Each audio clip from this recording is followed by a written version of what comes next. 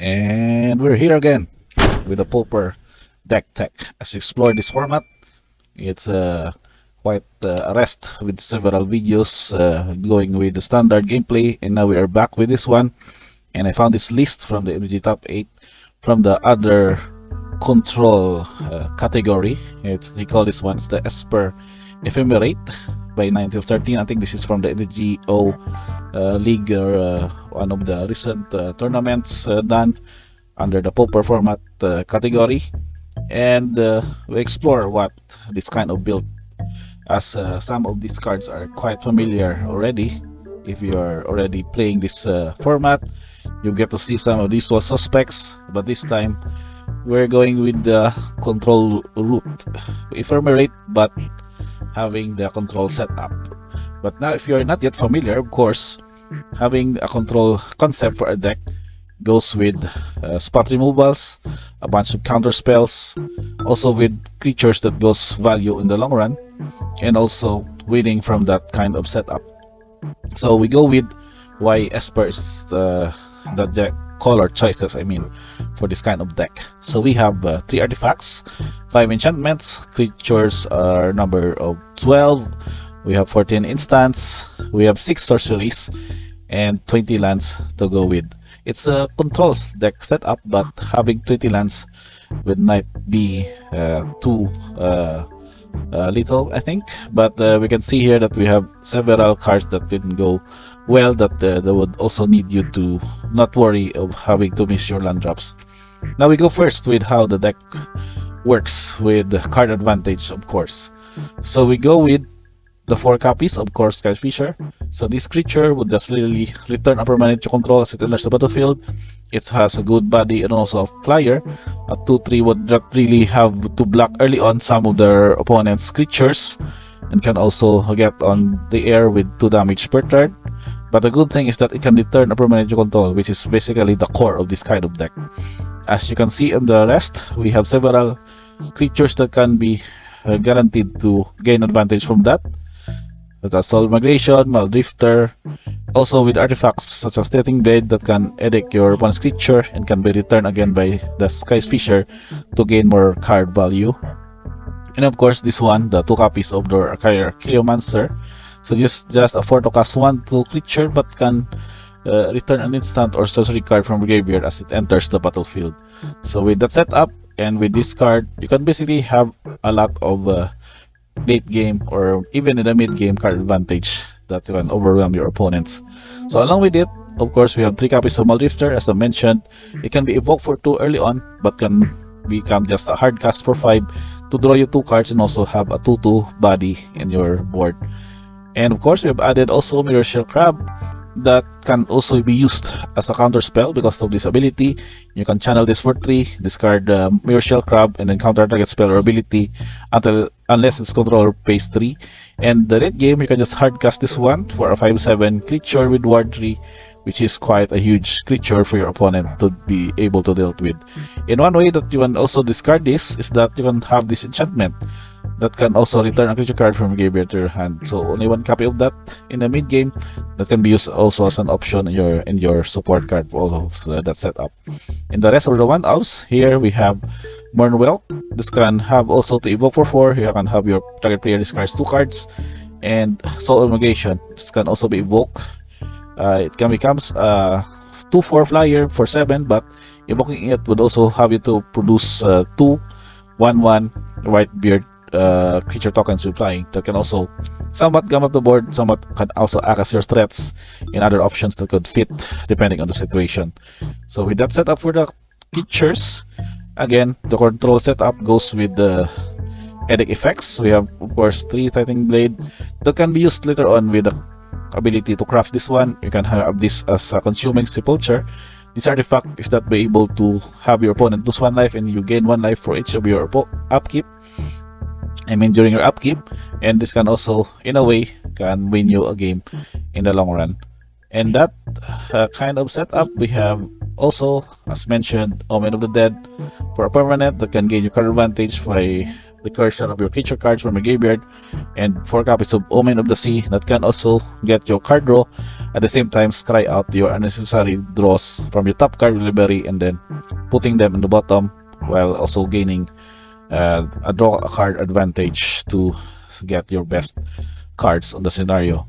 And again, the card sake for this deck, the Ephemerate, is that you can also combo this one by having to exile target creature control and then return it to battlefield under its owner's control. By that said, you can basically go with the casting the Maldrifter by evoking for 3, and then in response you target it with Ephemerate, and then you can get to exile it and then return it to the battlefield as a new creature, which means that the evoke cost has been bypassed by that effect, and you still get a draw or its ETB effect for an additional time for that kind of card advantage. So of course, the rebound effect would also be very efficient because you can also rebound it for another target, particularly Murdrifter, Archaeomancer, or any of these creatures that can produce a lot of card advantage and board advantage at your disposal.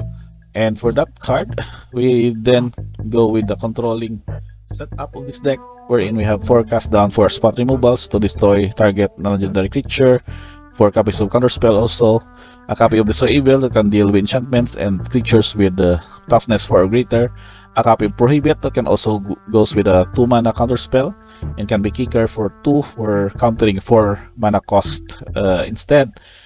1 copy of Ghostly Flicker that can also do some effects to get you flickering your creatures. So those 2 targets would probably have this one as Archaeomancer and another creature. That means that you get able to Ghostly Flicker this one, and Archaeomancer resolves to enter the battlefield. You can still get your Ghostly Flicker back into your hand. So that way, this is also somewhat kind of a combo, 2 card combo for that kind of setup, and basically can also overwhelm opponents with that kind of advantage.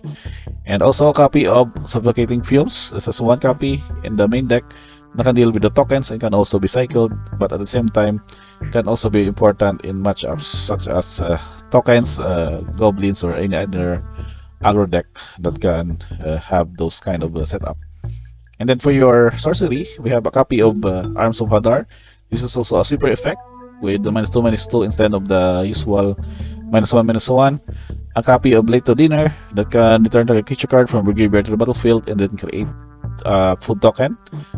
4 copies of Learn to Build. This can basically have to become island cycling to search for library for an island or any of the dual lands that are the common dual lands, and then later on can be used to hardcast for drawing 3 cards from your library. And so the mana fix here is pretty much basic, since Esper colors are your setup.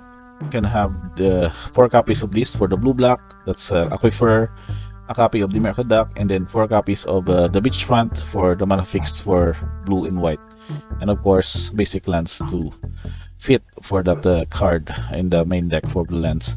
And for your sideboard, let's see how this deck would go in for the other setup in the aggro and control and maybe in the mid-range matchup. We have 2 copies of this spell. In any instance that you would need to have a counter for your opponent's counter spells, then the spell would be your best choice for this. And a copy of Rex Progenitus for the UB Terror that can exile the graveyard, that can basically have them not really rely on having a discount for their sorceries or instants added to their graveyard, and with Relic Progenitus in play to handle that kind of setup.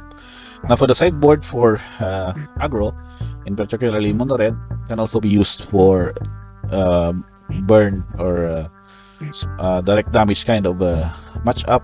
We can have 3 copies of Arashian's Cleric, and which can have a 1/3 body, can also get you to gain 3 life, and much more. If you have a Skyfisher in play, you can still be able to return that permanent to your hand and then cast it again for another card advantage, or life gain advantage rather, for that kind of matchup.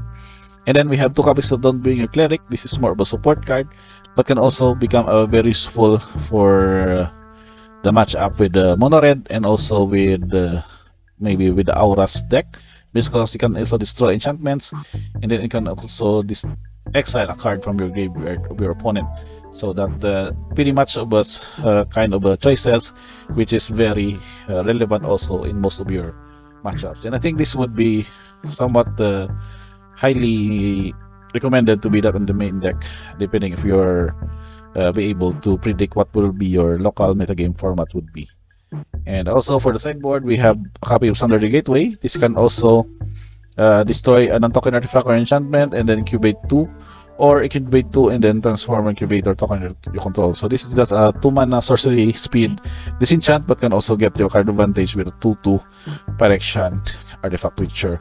And 2 copies of also Dust to Dust for the affinity by removing 2 artifacts from the game. 2 copies of Fairy Macabre that can also exile 2 target cards from graveyards, with any graveyard shenanigans can also be countered by this one. And additional suffocating fumes, and I think we still have one, and Arms of Hadar in the sideboard to deal with any Winnie or token based creature matchup in the Pauper metagame. And last but not the least, we check on what or be our mana curve. It's average at 3.08. It's pretty much understandable because of the deck that goes with the mid range and pretty much our control setup. Core distribution is mostly blue. We have 31 for blue, 11 for black, and 10 for white. But for producers of that, it's also aligned with blue with 16, black is 7, and white producers is 6 for that color distribution setup. And last but not the least are your tokens. We have a bird token produced by the Soul of Migration. We have a food token from the, I think this is from the Late to Dinner. Check, yes, that's correct. And then incubator token as produced by the Standard Gateway. So I guess that's pretty much it for this one. We have again Esper Ephemerate by Ninetales13, one of the recent pretty much an innovation for an Esper control setup that can goes with the card advantage and board advantage with an Ephemerate instant spell for white. So it's pretty much it for this one. If you want to discuss this one, we can also have a good discussion in the comments box, and let me know what you think of this deck and how it would fare in your, maybe in your local tournament or even in your daily grinds on MTG Online. Again guys, thank you for watching this video for Pauper deck tech feature of Esper Ephemerate. Don't forget to like, subscribe, notifications bell on, and see you guys on the next one.